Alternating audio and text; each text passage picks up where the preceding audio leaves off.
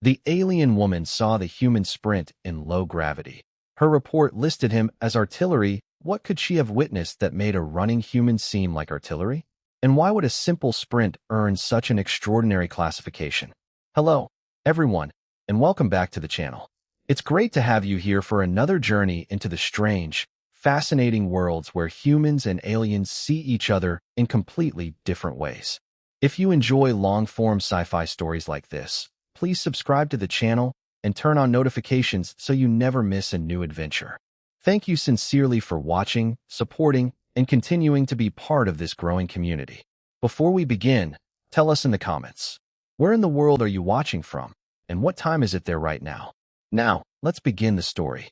Commander, I think the human just outran the tracking grid. Naira Vale did not answer at first because the sentence was absurd, and the view beyond the observation glass was doing nothing to make it less absurd.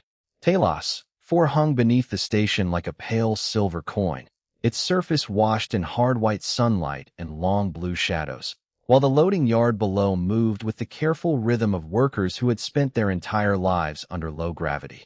Cargo sleds drifted between marked lanes. Magnetic clamps clicked against deck plating. Fine gray dust floated after every footstep, lingering in the air for seconds before settling. Naira stood with both hands behind her back, sapphire blue skin reflecting the cold light of the tactical display, watching a group of Earth technicians finish a routine equipment transfer. One of them was Ryan Walker, a structural field engineer whose personnel file contained nothing remarkable beyond competent service evaluations, advanced emergency certification, and a note stating that he preferred coffee strong enough to alarm the medical staff. He looked equally unremarkable now, a white human male in a faded gray utility suit, dark hair clipped short, one glove tucked into his belt while he argued with a stubborn coupling on a fuel crawler. Then the warning tone sounded. 3 sharp pulses. A cargo crawler near the far end of the yard had disengaged from its guide rail and begun rolling toward a maintenance team. In Talos 4's gravity, it did not move quickly by human standards, but mass remained mass, and the workers in its path had nowhere useful to go. Naira expected the emergency drones to respond. She expected the alien technicians to scatter. She did not expect Ryan Walker to drop his tool and run directly toward the problem. His first stride looked normal. The second did not. Naira's eyes narrowed as his boots struck the deck and pushed away with far more force than the station's gravity seemed prepared to handle. Gray dust burst beneath him. His body lifted, carried forward, and landed nearly 20 feet farther down the lane. Tracking, Naira said quietly. Her aide activated the tactical overlay. Ryan pushed off again. This time the grid painted a velocity line across the glass, recalculated, then recalculated again. 31 feet per second, the aide said. Increasing. Ryan was not floating. He was sprinting, but each stride became a controlled launch, his earth-trained muscles delivering force into an environment that barely resisted him. Naira felt her posture change. The human's arms moved tighter now, balancing against the long arcs of motion. He adjusted after every landing, shortening one step, lengthening the next, learning the moon beneath him in real time. The crawler continued toward the maintenance team. Ryan reached a manual override panel mounted beside the guide lane, caught the support rail with one hand, swung his body around it, and struck the emergency brake control with the other. The crawler slowed. Its warning lights flashed amber. The maintenance workers stepped clear. Nothing exploded. Nobody was hurt. The entire incident lasted less than 12 seconds. Ryan bent forward with his hands on his knees, breathing hard, apparently more annoyed than impressed with himself. That was a terrible idea, he muttered, loud enough for the yard microphones to catch. Naira barely heard him. Her tactical display had opened an automated capability assessment. Ballistic delivery profile match, 93.8%. Kinetic range, above infantry standard. Classification recommendation, artillery support platform. Her aide looked from the screen to the man below. Commander, he said carefully, did the system just classify a human engineer as artillery? Naira stared at Ryan Walker as he straightened, brushed dust from his sleeve, and walked back toward his abandoned tool as though nothing unusual had happened. No, she said. Then she opened the report and changed the classification manually. I did. Ryan Walker had been summoned to security offices before, but never because someone wanted to discuss his femurs. He sat across from Commander Naira Vale in a narrow interview room overlooking the gray curve of Talos. 4. Listening to the ventilation system whisper through ceiling vents while a holographic model of a human skeleton rotated between them. Naira had changed out of her observation uniform into a dark blue command jacket, though the same controlled expression remained on her face. Ryan glanced at the glowing skeleton, then at her. "Am I in trouble?" he asked. "That depends on your answers." "That is exactly what people say when I am in trouble." Naira ignored the comment. "Your personnel file lists you as a structural field engineer." "That is because I am a structural field engineer, not military infantry." "No. Not planetary assault personnel." "Definitely no." Her golden eyes narrowed slightly. "Then explain the acceleration recorded in the loading yard." Ryan leaned back. "Low gravity. Everyone here experiences low gravity. Everyone here did not grow up on Earth." Naira touched the display. Numbers appeared beside the skeleton. Bone density, muscle mass, estimated joint load. Ryan watched them scroll past and felt the strange sensation of seeing his own body turned into engineering data. "Your homeworld gravity is approximately 4.5 times stronger than Talos." "4," she said. "Approximately. And you function normally there?" "Most mornings." She looked up. Ryan could not tell whether she understood the joke. "You can run under that gravitational load?" "Yes." "Jump?" "Yes." "Carry external mass?" "We usually call that lifting things." Naira went still for half a second. Ryan caught it now, the tiny hesitation that meant she was suppressing amusement. "How much can you lift?" she asked. "Depends on what kind of lift." "Maximum?" "I do not know. I am an engineer, not a competitive lifter." She studied him as if that answer had somehow made the problem worse. "Your recorded sprint reached nearly 24 miles per hour during several phases." Ryan frowned. "That cannot be right. The sensors were calibrated this morning. Then I need to stop running like an idiot before I end up in orbit." Naira folded her hands. "You were controlling yourself." Ryan's smile faded. "Of course I was." "Why?" For the first time, the question sounded less like interrogation and more like genuine confusion. Ryan looked past her toward the moon outside. "Because I did not know how hard I could push without losing control. Nobody wants to become a maintenance problem." Naira touched another icon. A classification appeared in red letters. "Artillery Support Platform." Ryan stared at it for 3 full seconds. "Please tell me that is a translation error." "It is not. You classified me as artillery. Your lower limbs demonstrated ballistic mobility consistent with tactical delivery systems." Ryan looked slowly down at his boots. "Commander, these are just legs. Your legs moved you more than 60 feet in several strides. That does not make me a cannon." The tactical system disagrees. "The tactical system needs a hobby." This time Naira definitely smiled, although only at one corner of her mouth.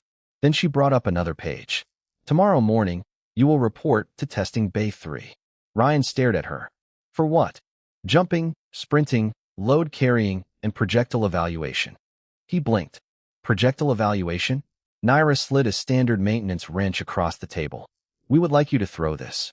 Ryan looked at the wrench, then at her blue face, searching for any sign that she was joking. There was none. "You called me here because you want me to throw a wrench for military science." "Correct." Ryan exhaled through his nose. "Earth is never going to let me live this down." Testing Bay 3 smelled like cold metal, machine oil, and the faint electrical bite of overworked sensors. Ryan Walker stood on a marked line in the center of the chamber, staring at a maintenance wrench resting on a padded table 20 feet away. "I want the record to show that this is the strangest performance review I have ever had," he said. Commander Naira Vale watched from behind a transparent safety barrier, golden eyes fixed on the diagnostic display. "This is not a performance review. That somehow makes it worse." The first tests were simple. Ryan walked 50 feet. Then he jogged. Then he sprinted while deliberately shortening his stride so he would not launch himself across the room.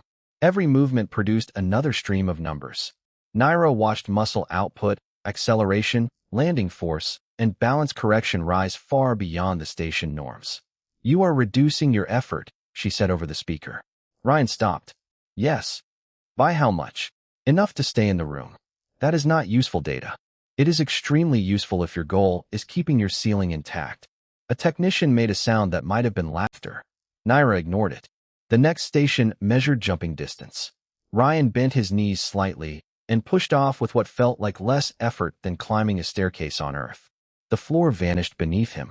For one long second, there was only the soft hum of ventilation and the slow silver drift of Talos, for beyond the observation windows. Ryan landed nearly 38 feet away and immediately grabbed a safety rail to stop himself. The rail gave a soft metallic creak. He froze. Naira looked at the sensor reading, then at his hand. Ryan, I know. He released the rail carefully. A shallow curve remained where his fingers had closed around it. That was already bent, he said. It was not worth trying. Naira stepped closer to the barrier. Something in her expression had changed. Yesterday there had been suspicion. Today there was calculation mixed with something more difficult to name. You are continuously limiting your strength, she said. Ryan rubbed the back of his neck. Everybody does. Human beings? Sure. You do not slam every door as hard as you can. You do not pick up a coffee mug with maximum grip strength. Your brain learns how much force things need. Naira glanced at the curved rail. And if you forget, maintenance sends you an invoice. That earned the smallest flicker of amusement from her. Then came the wrench.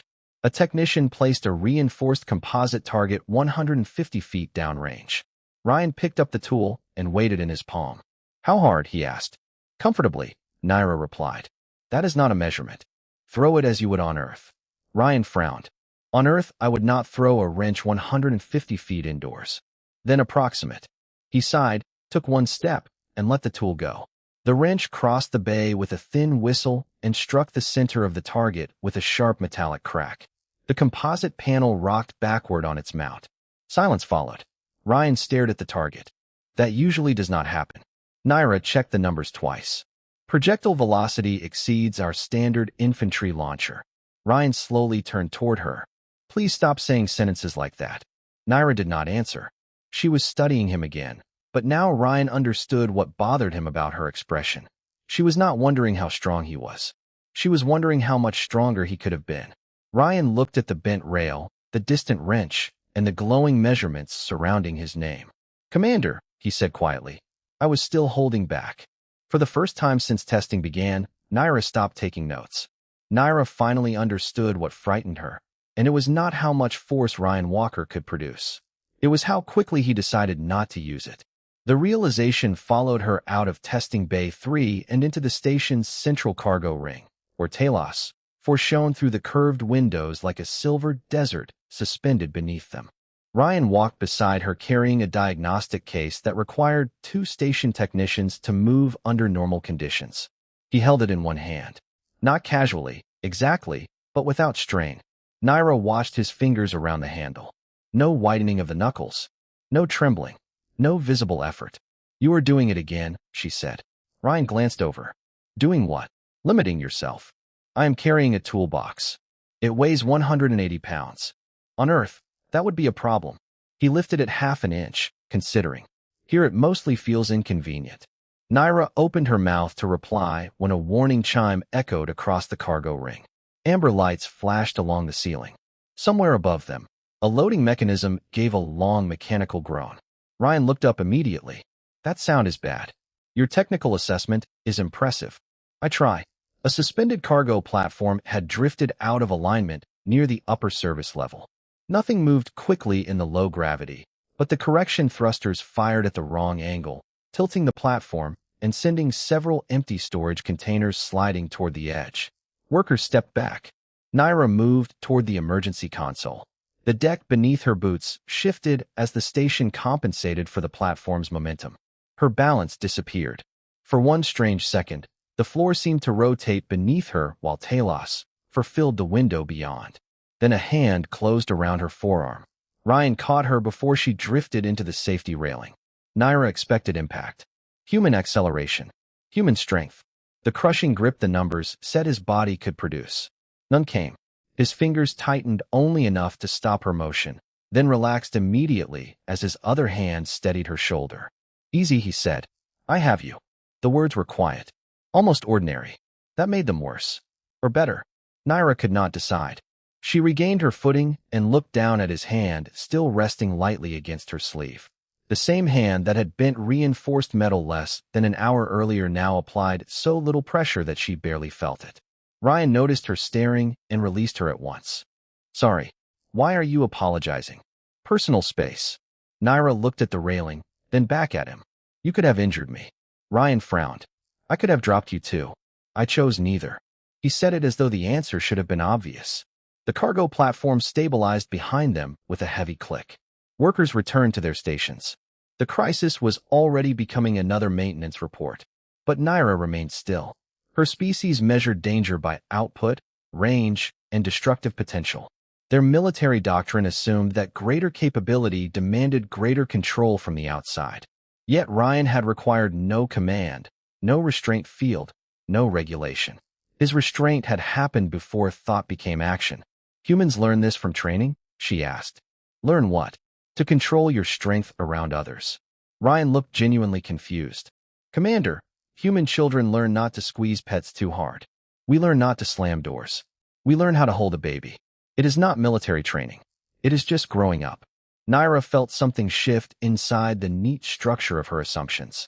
She had spent 2 days asking what Ryan Walker was capable of doing. She had never asked what he had spent 35 years choosing not to do. Ryan picked up the diagnostic case again. You coming? Naira followed, but her eyes stayed on his hands. The tactical report had measured his strength perfectly. She was beginning to suspect it had measured the least important thing about him. By the next morning, Ryan had learned 2 things about Commander Naira Vale. First, she could walk across a low-gravity service deck with the effortless balance of someone born where a careless step could send a person drifting into a wall. Second, she enjoyed reminding him that he could not.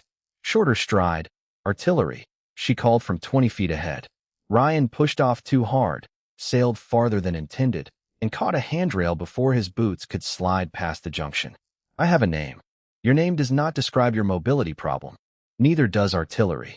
Naira glanced back, silver-white hair catching the pale light from Talos, for beyond the pressure windows. The evidence remains disputed. Ryan muttered something about hostile workplace conditions and adjusted the diagnostic case clipped to his harness.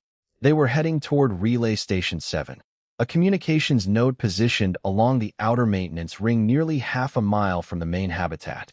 The station corridor curved gently ahead, its metal floor humming beneath magnetic boots, while ventilation fans pushed air through narrow wall grills.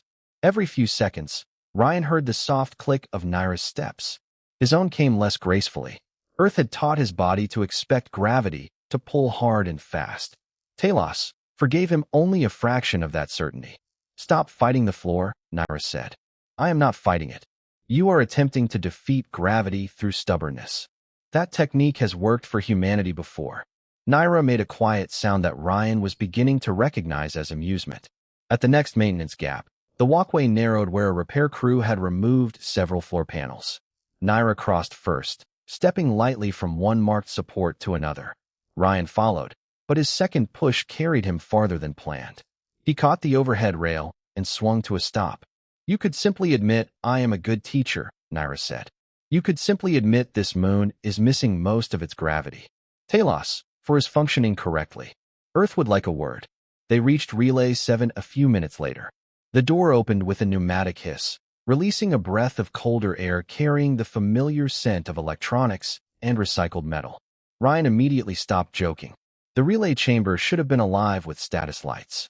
Instead, half the indicators were dark. A low warning tone pulsed somewhere behind the equipment racks. Naira stepped toward the primary console. Power fluctuation? Ryan set down his case. Maybe. He crouched beside an access panel and removed the cover. Fine gray dust clung to the seal. That was wrong. The relay chamber was enclosed. Dust from the exterior maintenance route should never have crossed the pressure barrier.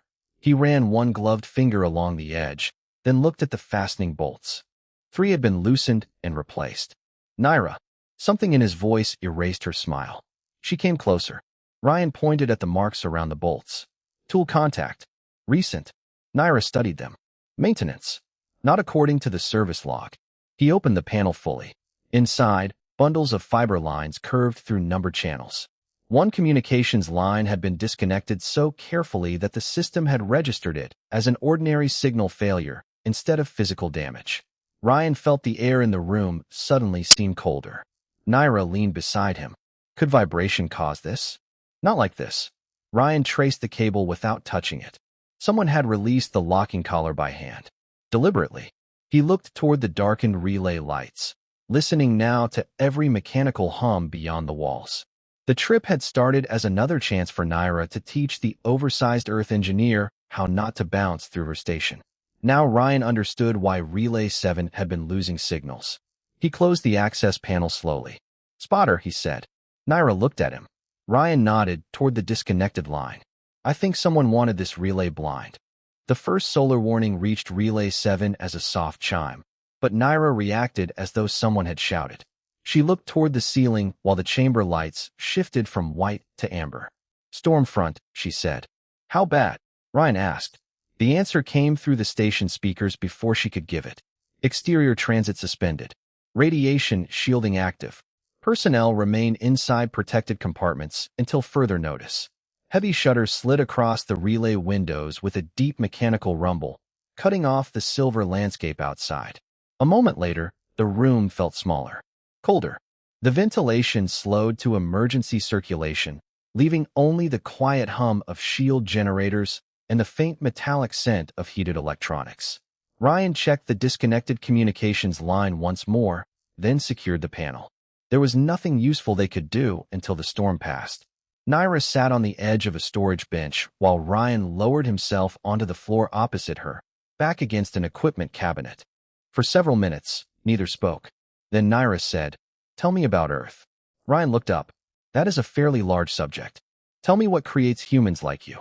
He smiled faintly. "Mostly bad weather and questionable decisions." Naira did not smile this time. She was serious. Ryan considered the question.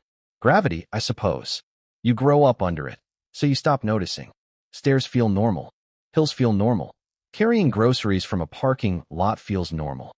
Groceries? Food. Usually too many bags because humans refuse to make 2 trips." Naira tilted her head. "You deliberately carry excessive weight. It is a matter of pride." That finally earned a quiet laugh. Ryan continued. He told her about summer rain hitting hot pavement, children running across backyards, bicycles tipping over, school backpacks, snow shovels, moving furniture up apartment stairs, and the strange human habit of running several miles for exercise without being chased by anything. Naira listened with growing disbelief.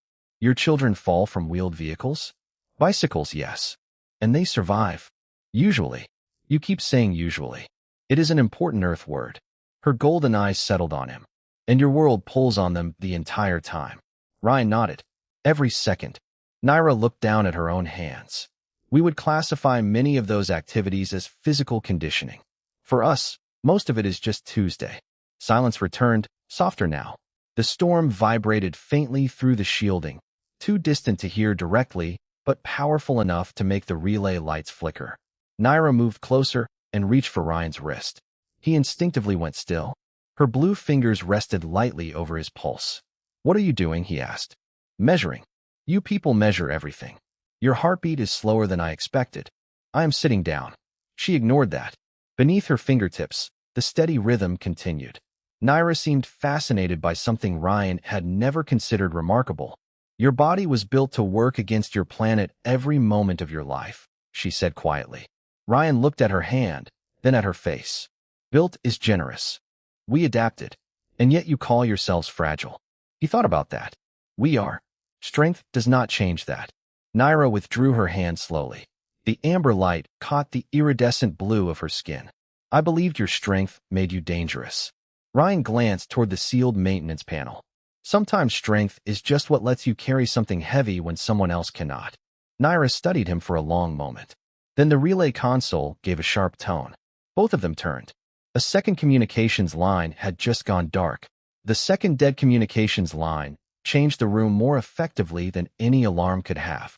Ryan was already on his feet when Naira reached the relay console, the amber storm lights reflecting across her golden eyes as system diagnostics crawled down the display.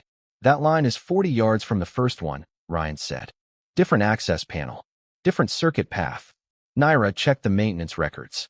No authorized work in either section for 11 days. Ryan felt the metallic taste of recycled air on his tongue. Then we stopped calling this equipment failure. The solar storm kept them inside Relay 7 for another 40 minutes, but neither returned to their conversation about Earth.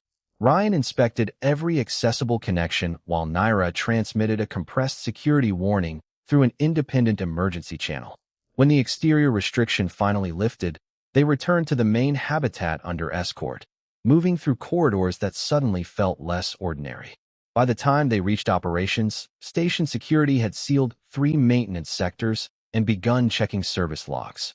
Ryan expected Naira to focus on the sabotage. Instead, she asked him to follow her into a small conference room. A new document waited on the table display. He read the first line and frowned. Human Physical Capability Registration Proposal. Naira remained standing across from him. After reviewing your test results, I submitted a recommendation that Earth personnel operating in low-gravity installations receive formal capability classifications. Ryan looked up. You want to register us as weapons? I want dangerous capabilities documented.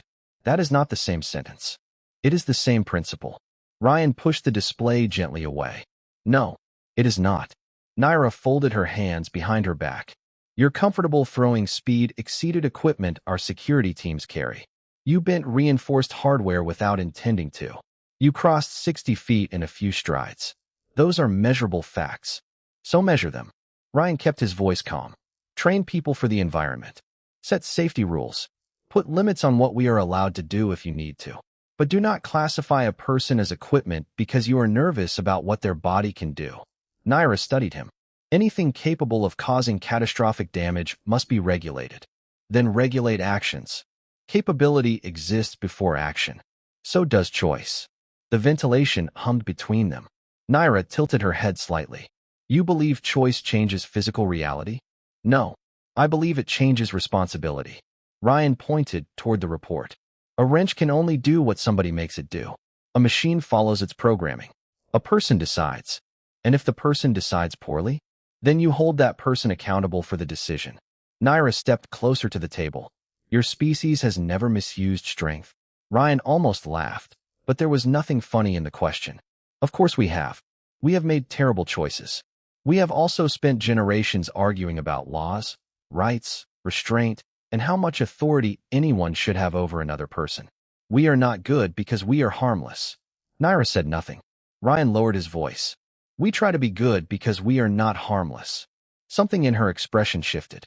The certainty was still there, but a crack had appeared beneath it. My people believe safety begins by identifying danger, she said. Maybe, Ryan replied. But if you identify people as danger before they do anything, eventually you stop seeing people. Naira looked down at the classification field glowing on her screen. For several seconds, neither moved. Then an operations alert appeared across the wall display. Relay 7 was not the only affected node. 2 additional stations had just lost internal communication. Ryan looked at Naira. The argument between them was not finished. But now someone else was making choices too. The third communications failure arrived with a sound Ryan had learned to hate. One clean electronic tone, followed by silence where a living system should have been.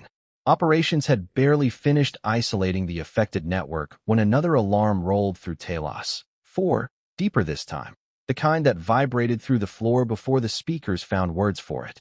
Structural fault. Transit Bridge 4. Personnel trapped. Ryan and Naira exchanged one look and moved. The station corridor blurred beneath Ryan as he shortened every stride, fighting the instinct to push harder while Naira kept pace with effortless low-gravity precision.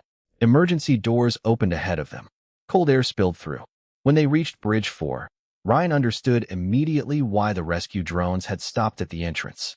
A section of the enclosed transit span had separated from its support track, leaving a gap almost 120 feet wide between 2 stable platforms. 6 maintenance workers stood on the far side beneath flickering amber lights.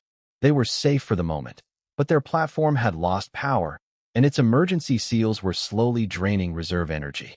Naira checked the control panel. The bridge extension is offline. Backup? Ryan asked. Disconnected from the relay network. Of course it was. Ryan stared across the gap. Low gravity made the distance look strangely unreal. Dust and insulation fibers drifted between the broken sections, turning slowly in the emergency lights. A rescue team rolled out a compact cable launcher, powered it, and received nothing but a dead status screen. Manual line? Ryan asked. One technician handed him a coil of reinforced tether with a weighted magnetic anchor attached to the end. Designed for a launcher, the technician said. Ryan tested the weight in his hand. On Earth, the anchor would have felt substantial. Here, it felt almost eager to move. Naira saw what he was thinking. Ryan, I know. The distance is 118 feet. I heard you. Our personnel cannot throw that anchor half that distance. Ryan looked at the 6 workers across the gap. One of them raised a hand, trying to appear calmer than the trembling light around them suggested. Ryan clipped the tether spool to a floor mount and stepped back. Clear the lane. Naira caught his sleeve. You do not know the exact trajectory. No. You could miss. Yes. That does not concern you. Ryan looked at her. It concerns me a lot. Then he softened his voice. That is why I am going to be careful.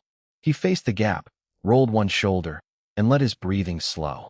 The anchor rested against his palm. Not a weapon. Not a test. 6 people needed a bridge, and for once his strange relationship with this moon could become useful. Ryan took 3 measured steps. On the 4th, he turned his hips and released. The tether hissed through the guide ring. The anchor crossed the gap in a long, clean arc, spinning beneath the amber lights before landing on the far platform and locking against a support beam with a heavy magnetic click. For 1 second, nobody spoke. Then the trapped workers cheered. The rescue team immediately secured the line and began sending a lightweight transfer cradle across. Naira stood beside Ryan, staring not at the gap, but at him. Your throwing velocity exceeded the launcher specification, she said quietly. Ryan let out a breath. Please do not start. She almost smiled, but her eyes had gone to the classification window still open on her wrist display. Artillery. Her thumb hovered over the word. Ryan watched her. Going to delete it? Naira looked across the newly secured rescue line as the first worker began moving safely toward them. Not yet, she said. Why not? Her gaze returned to him. Because I think I finally understand what the report failed to measure. Before Ryan could ask what she meant, the station lights flickered once, twice, then dropped to emergency red. Somewhere beyond Bridge 4, another relay had gone dark. Emergency red light washed the corridor in slow pulses as Ryan and Naira left Bridge for behind them.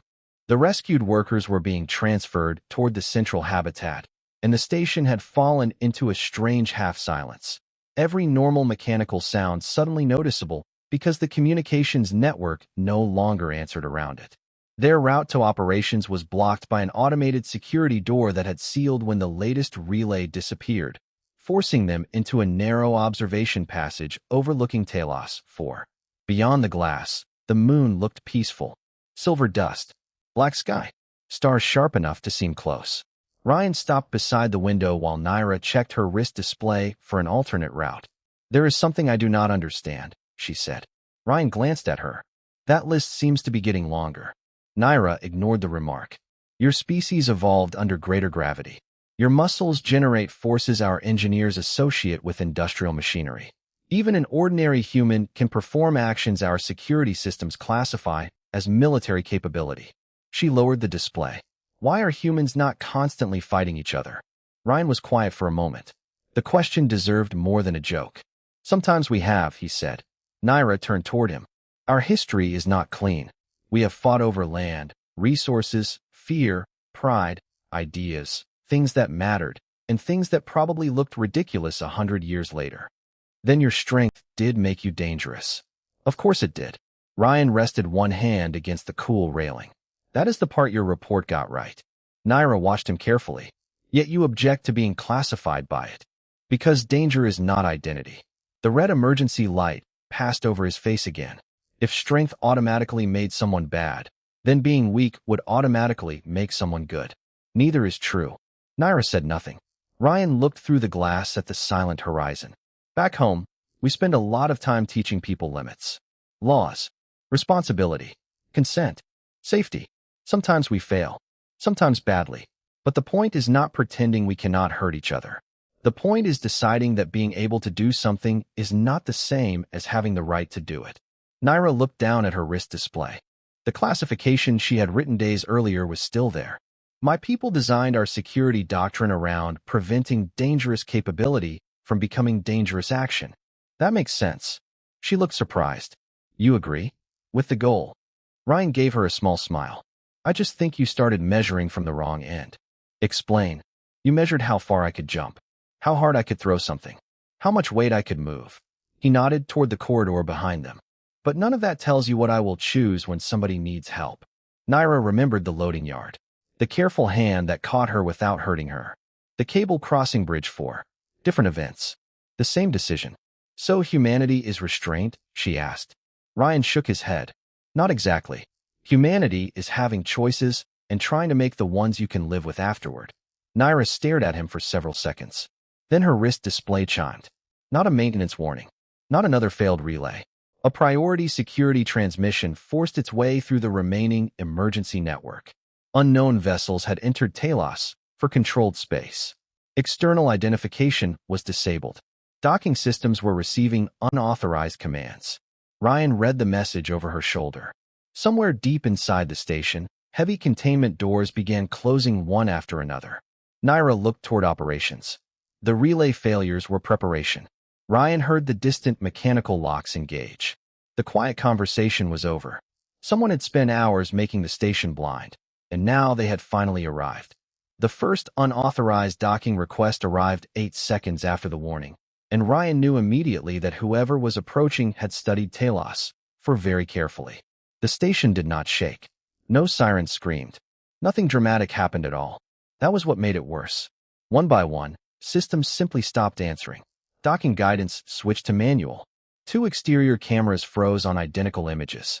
Internal doors began locking in patterns that divided security teams from the central control ring. They know the architecture, Naira said as she and Ryan hurried toward operations. Her voice stayed level, but Ryan could hear the tension beneath it. They know more than that, he replied. They knew which relays to disable first. The operations chamber was lit almost entirely by emergency displays when they arrived. Engineers moved between consoles, calling out failures while a projection of Talos rotated above the central table. 3 unidentified vessels held position beyond the station, just outside the range of automated docking clamps.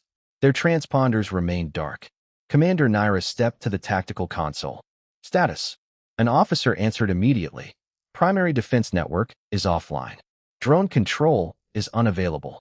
External sensors are intermittent. We still have pressure control and local power. Ryan studied the station diagram. Someone had removed the station's eyes and ears without touching the systems that kept people alive. Deliberate. Precise. They are not trying to destroy the place, he said. Naira looked at him. They want access. Another alert appeared. A maintenance airlock on the far industrial ring had accepted a command that nobody in operations had sent. Naira's officers reacted at once, sealing adjacent corridors and redirecting personnel.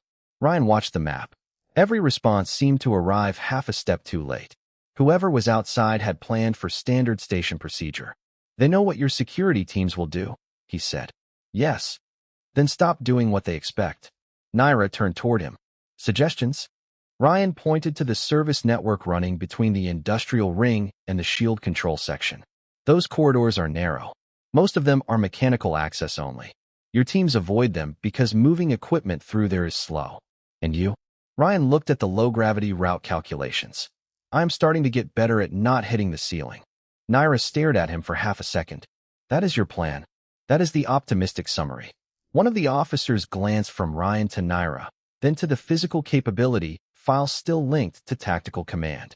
Recognition crossed his face. Commander, is that the human classified as artillery? Ryan closed his eyes briefly. Please do not encourage this. Naira's mouth almost curved. Unfortunately, yes. Then he may be the only mobile asset they did not account for. The room went quiet enough for Ryan to hear the cooling fans inside the consoles. Asset. There was that word again.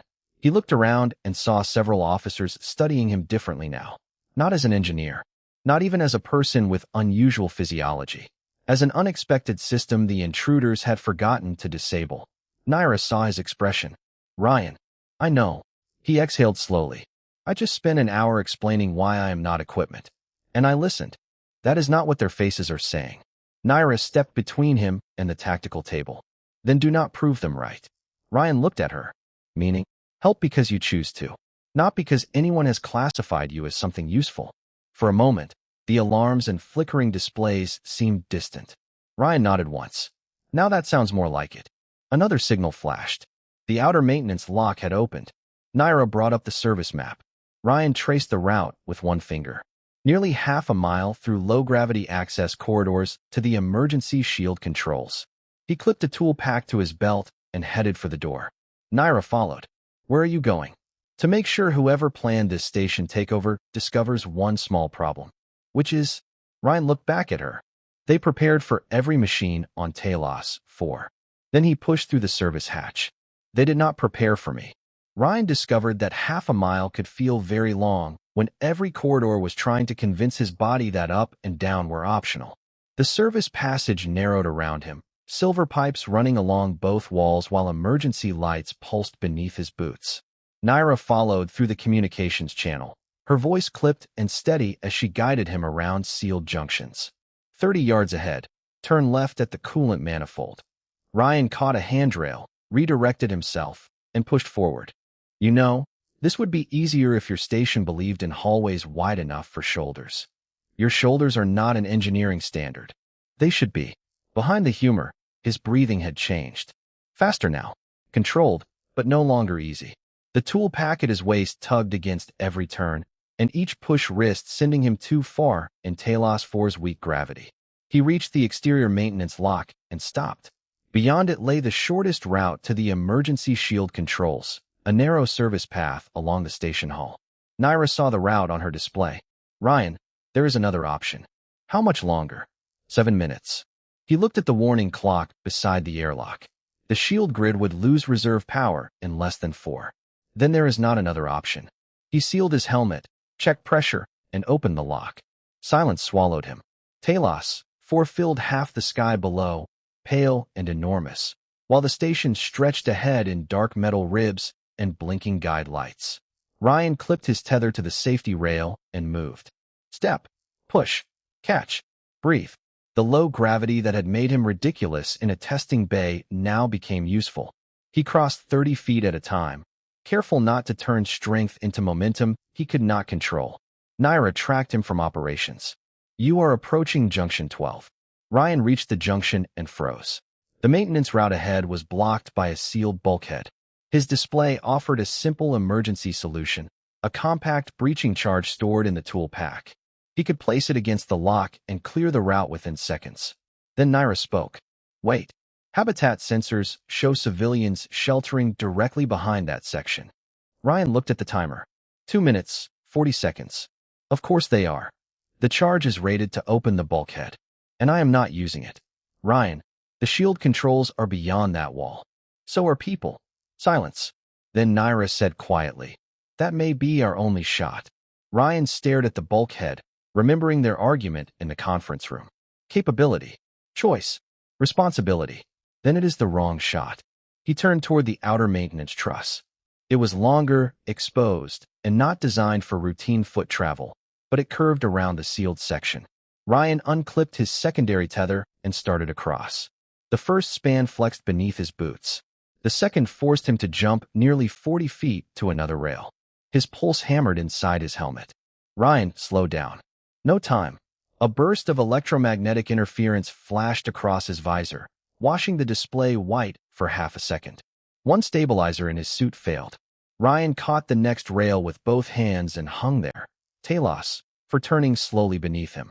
Still with me? Naira asked. Unfortunately. That was not funny. It was a little funny. He pulled himself forward. 90 seconds. 50 yards. 20. The shield control housing appeared ahead, dark except for one emergency indicator.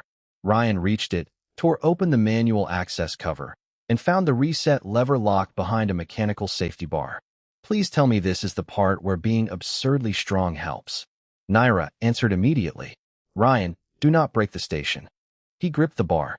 No promises. Metal groaned. The safety bar moved. Ryan forced the lever down. For one breathless second, nothing happened. Then blue light raced across the station hull as the shield grid awakened section by section. Operations erupted over the channel with relieved voices. Ryan smiled inside his helmet. Then his damaged stabilizer flickered again. His boot slipped from the rail. The tether snapped tight, swung him outward, and the station suddenly began drifting away beneath his feet. For 3 seconds, Ryan saw nothing but stars. Talos, forturned beneath him, the station rolled across the edge of his visor, and the safety tether pulled hard enough to spin him sideways before its damaged anchor gave one sharp warning tone. "Ryan, hold position," Naira said through the channel. "That is currently more of a philosophical goal than a physical one." The anchor released from the outer rail. Ryan drifted free. There was no dramatic sensation of falling because there was nowhere to fall. The station simply began moving away, slowly at first, then with enough distance for Ryan to understand that his suit thrusters would not bring him back. One stabilizer was dead. The remaining system could correct his rotation, but not overcome his outward momentum. "Naira." His voice lost its humor. "I know." Inside operations, Naira was already moving between consoles. "Activate tractor recovery on Sector 12. An officer shook his head. "Main tractor array is assigned to docking stabilization. Override it. Personnel recovery does not meet emergency priority while hostile vessels remain inside the control perimeter." Naira stared at the display. He restored the shield grid. "The system does not evaluate contribution, Commander. It evaluates classification." Outside, Ryan watched the station shrink against the black sky. His oxygen display showed 74 minutes, but the number offered little comfort. "How bad?" he asked. Naira hesitated one heartbeat too long. "We are working on it." "That bad then." She opened the recovery system manually. "Personnel priority, standard. Tractor override, denied." Naira's fingers moved across the interface. "Ryan Walker. Human. Structural field engineer. Civilian technical personnel." Then another file appeared beneath it, linked automatically from tactical command. The report she had written after watching him run. Naira stopped breathing for half a second. "Commander," the officer asked. She opened the classification. "Artillery support platform. Strategic mobile asset." The words that had once seemed absurd now glowed like a door left unlocked. Naira selected the file and attached it to the recovery request. The system recalculated. Strategic asset detected. Recovery priority 1. Tractor override authorized. "You cannot be serious," the officer whispered. Naira almost laughed. "For once, I am extremely grateful that our computers are literal." Outside, Ryan saw a blue targeting marker appear across his visor. "Ryan, do not move. I have been trying very hard not to." A pale beam reached across the darkness. His suit gave a soft vibration as the tractor field caught him. The stars slowed, then reversed. The station began growing larger again. Ryan closed his eyes for 1 second and released a breath he had not realized he was holding. "What changed?" he asked. Naira leaned against the console, relief finally breaking through her disciplined expression. The recovery system refused to prioritize a civilian engineer. Ryan opened his eyes, and it agreed to recover strategic artillery. Silence filled the channel. Then Ryan said, very slowly, "You saved me by telling the station I was a cannon." Naira smiled despite herself. "Technically, the report saved you. I am never criticizing that report again. I will remind you of this statement." The tractor field drew him toward the maintenance lock, where emergency crews waited behind the sealed hatch. As Ryan approached the station, he looked at Talos, for glowing below, and thought about the strange irony of it. He had spent days asking Naira to see him as a person instead of a weapon. In the end, the machine had needed the wrong answer to make the right choice. Naira watched his signal cross safely inside the recovery zone and looked again at the classification on her screen. This time, she did not delete it. Not yet. But beneath it, she opened a new line and began writing something the tactical system had never been designed to measure. Ryan woke to the soft hiss of medical equipment and the faint smell of antiseptic mixed with warm recycled air. For several seconds, he did not move. He listened instead. Ventilation. Monitor tones. Distant footsteps beyond the door. Normal sounds. Beautiful sounds. Then he opened his eyes and found Naira sitting beside the medical bed with a data screen resting across her knees. "Talos, turned slowly beyond the observation window behind her, pale and quiet under the stars. How long? Ryan asked. Naira looked up. 3 hours. That is disappointing. Why? I was hoping my heroic recovery had earned me at least a full day off. You are medically cleared for light duty tomorrow. Ryan sighed. Your doctors are cruel. Naira lowered the screen, and he noticed something different in her expression. The formal distance had softened. She still carried herself like a commander, but the tension around her eyes was gone. The unidentified vessels withdrew after the shield grid returned, she said. Security regained control of the compromised systems. The relay sabotage is under investigation. Ryan nodded. And the workers? Safe. That was the answer he needed most. He let his head settle back against the pillow. Good. Naira was quiet for a moment. Then she turned the data screen toward him. His personnel file filled the display. Species, human. Occupation, structural field engineer. Kinetic capability, artillery class. Ryan stared at the words. You kept it. For technical accuracy. Naturally. Beneath the classification was a new field. Threat designation. The original entry had been removed. In its place, Naira had written personnel. Ryan read it twice. That seems less dramatic. It is more accurate. He looked at her. What changed your mind? Naira glanced toward Talos. 4. I believe danger could be understood by measuring capability. Range. Force. Acceleration. Potential damage. Her golden eyes returned to him. Then I watched you refuse the fastest solution because civilians were behind a door. Ryan said nothing. I watched you use the same strength that frightened me to carry equipment, catch me, cross impossible distances, and send a rescue line to people who needed it. The measurements were never wrong. She touched the screen lightly. The conclusion was. Ryan looked down at his hands. Humans are still capable of making bad choices. I know. Frequently. I have read your history. He winced. Then very frequently. Naira smiled. That is not what interests me anymore. Ryan raised an eyebrow. What does? She closed the file. That your species can carry so much force and still build entire cultures around teaching children when not to use it. Ryan thought about Earth. Doors not slammed. Pets held gently. Babies carried carefully. Ordinary lessons nobody called remarkable until another species saw them from the outside. We do our best, he said. Naira nodded. I believe that is the part my people will need to learn. Silence settled between them, comfortable now. Ryan looked at the closed screen. So, I am officially a person again. You were always a person. Your database needed convincing. Our database has poor judgment. Finally, something we agree on. Naira placed the screen aside. Her blue hand came to rest on the edge of the bed near his. Ryan did not move his. Neither did she. Outside the window, pieces of station debris drifted slowly through the moonlight, turning like tiny silver stars. Ryan looked at the distance between their hands, then at the world below. For the first time since arriving on Talos, 4, he did not feel too heavy, too strong, or out of place. Naira followed his gaze into the quiet dark. No report could measure what had changed between them. No tactical system could classify it. And for once, neither of them needed one to.